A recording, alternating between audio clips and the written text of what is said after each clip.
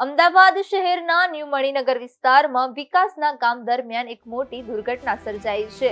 Drainage line માટે કરવામાં આવી રહેલા ખોદકામ દરમિયાન અચાનક માટીની ભેખડ ધસી પડતા એક શ્રમિક તેમાં દટાઈ ગયો હતો, જેથી દુર્ઘટના સમયે ઘટના સ્થળે જ પંકજ કટારા નામના શ્રમિકનું દટાઈ જવાથી મોત નીપજ્યું છે. આ ઘટનાને પગલે સ્થાનિક લોકો અને અન્ય શ્રમિકોમાં ભારે રોષ જોવા મળી રહ્યો છે. અમદાવાદના ન્યૂ મણિનગર ખાતે રસ્તા પર ડ્રેનેજ લાઇન નાખવા માટે ઊંડું ખોદકામ ચાલી રહ્યું હતું. આ સમયે પંકજ કટારા નામનો શ્રમિક લાઇન નીચે કામ કરી રહ્યો હતો ત્યારે અચાનક ઉપરથી માટી અને કાટમાળ ધસી પડ્યો હતો.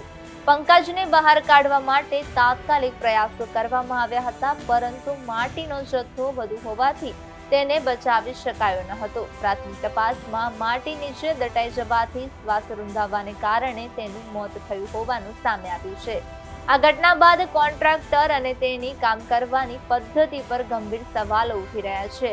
મૃતક પંકજના સાથી શ્રમિકોએ આક્ષેપ કર્યો છે કે સાઇટ પર કામ કરતા મજૂરોને કોઈ પણ પ્રકારના સેફટી સાધનો આપવામાં આવ્યા ન હતા.